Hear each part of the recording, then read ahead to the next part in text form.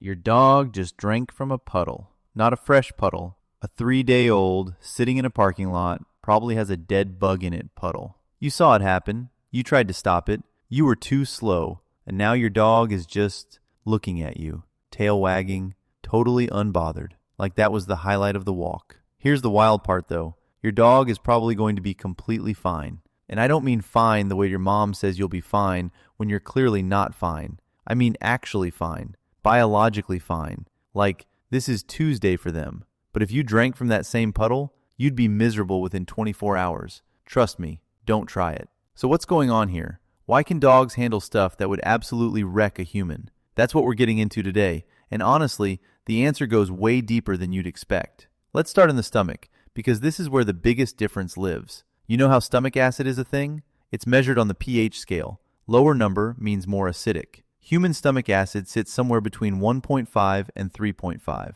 That's already pretty intense, right? Dog stomach acid? Closer to pH 1. That doesn't sound like a huge difference, but on the pH scale, it really is. Dog stomachs are significantly more acidic than ours, and that matters a lot because the reason dirty water makes you sick isn't really the water itself. It's what's living in the water. Bacteria like E. coli, parasites, viruses, all kinds of microscopic stuff that sneaks in through your mouth and tries to set up shop in your gut. The stomach acid is the first line of defense. More acidic stomach, more stuff gets killed before it even reaches the intestines. Dogs basically have a more aggressive kill zone in there than we do. It's kind of impressive, honestly. Okay, you've probably heard someone say, a dog's mouth is cleaner than a human's. I need you to let that go. That's not true, at all. Dog mouths are full of bacteria, lots of bacteria. It's just that most of it is dog-specific bacteria. It doesn't tend to colonize human mouths, which is why you're not getting sick every time your dog licks your face. But clean?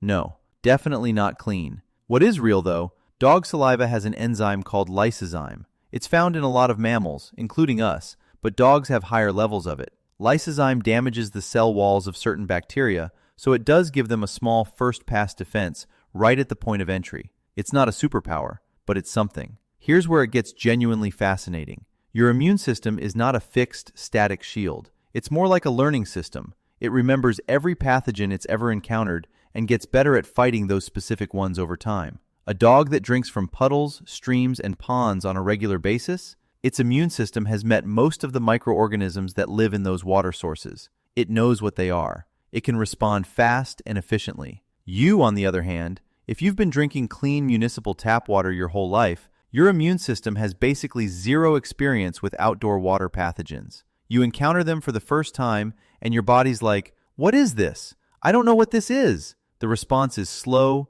confused, and way more likely to result in you being sick for a week. The dog isn't tougher than you in some vague general sense. It's just more specifically trained for this exact situation. Let's zoom out for a second, because this isn't random. There's a whole evolutionary story here. Dogs came from wolves, and wolves? They're scavengers as much as they're hunters. They eat prey that's been dead for days. They drink from whatever water source they can find. Stagnant pools near carcasses, muddy streams, all of it. The wolves that couldn't handle contaminated water, they got sick. They didn't survive. They didn't reproduce. The wolves that could handle it, they passed those traits on. Then, when wolves started hanging around early human settlements, which is basically how domestication started, they were going through our trash, literally, eating garbage, drinking runoff water, surviving on whatever they could find. Generation after generation, the ones with tougher digestive systems and stronger pathogen defenses made it. The others didn't. So your dog's ability to casually drink from a gross puddle and walk away fine?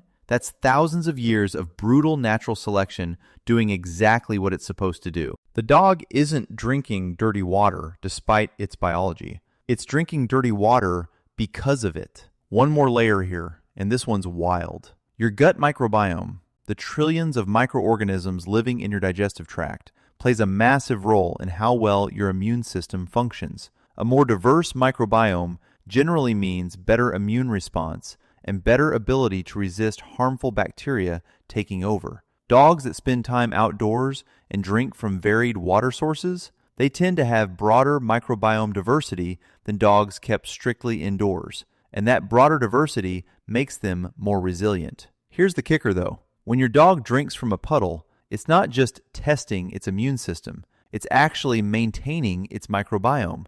adding new microbial inputs, keeping that diversity alive. The dirty puddle is basically a probiotic, kind of? Don't think about it too hard. Dogs are not invincible. I want to be really clear about that. Giardia, that intestinal parasite, can absolutely infect dogs. It survives stomach acid because it evolved specifically to do that. Healthy adult dogs often clear it on their own, but it's a real thing that happens. Leptospirosis is another one. It's a bacterial infection that spreads through water contaminated by infected animal urine. In areas with lots of wildlife and standing water, it's a genuine risk for dogs, serious enough that vets recommend vaccination for it. And here's the big one people miss. Chemical contamination is a completely different story. All those biological defenses we talked about, stomach acid, immune memory, microbiome diversity, none of that helps against heavy metals, pesticides, or industrial runoff. A dog that cruises through a bacteria-filled puddle every day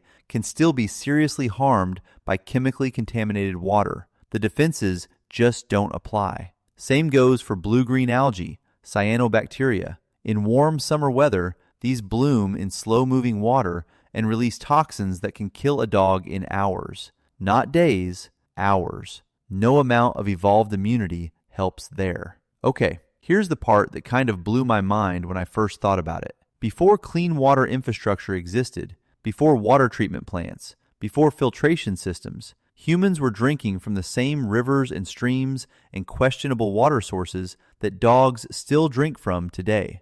And our immune systems were continuously being calibrated by that exposure. Modern clean water is one of the greatest public health achievements in history. I'm not arguing against it, but there is a trade-off. Our immune systems no longer get that continuous, low-level pathogen exposure that kept them sharp for outdoor microorganisms. The dog drinking from puddles? That's actually the baseline for most of mammalian history. The human drinking filtered tap water and getting sick from lake water on a camping trip? That's the evolutionary anomaly. Weird, right? If your healthy adult dog drinks from a random puddle, yeah, they're probably fine. Their biology is genuinely built for it. But keep an eye out for blue-green algae blooms in summer. Be aware of areas with heavy chemical or agricultural runoff.